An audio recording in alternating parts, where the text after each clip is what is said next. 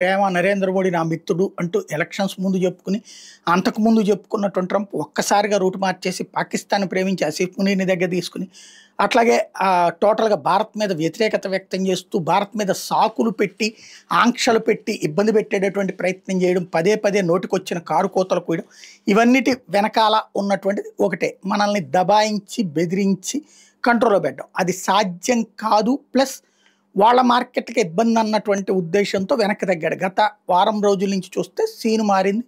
Trump వ్యవహార శైలిలో మార్పొచ్చింది. అట్నుంచి వాణిజ్య చర్చలను తనే ప్రకటించి, ఇక్కడికి బృందాన్ని కూడా పంపించడం. అట్ ద సేమ్ టైమ్ మోడీతో మాట్లాడడానికి చూస్తున్నానంటూ మాట్లాడుకురావడం. భారత్ మీద విమర్శల పదును తగ్గింది. విమర్శలు తగ్గల. ఆడెవడో నెవరో అనేవాడు మాత్రం వాగుతూనే ఉన్నాడు.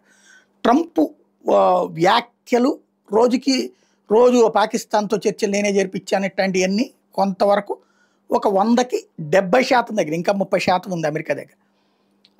అదే సందర్భంలో ఐక్యరాజ్య సమితి సమావేశానికి అమెరికా వెళ్లాల్సిన మోడీ క్యాన్సిల్ చేసుకుని జయశంకర్‌ని పంపించారు. రెండో పక్కన క్వాడ్ సమావేశాలకు రావాల్సినటువంటి ట్రంప్‌ది క్యాన్సిల్ అయిందన్నారు. అయితే ఇప్పుడు ట్రంప్ క్వాడ్ సమావేశాలకి భారత్‌కి రాబోతున్నారు అన్నటువంటి ప్రచారం జరుగుతోంది. ఏదైతే కమ్యూనికేషన్ గ్యాప్ ఇండియా, అమెరికాల మధ్య వచ్చిందో అది కంట్రోల్ చేయడం తన బాధ్యత అన్నటువంటిది ఆయన వెనకాల ఉండేటటువంటి మార్గనిర్దేశకులు చెప్పారన్నమాట వినబడుతోంది.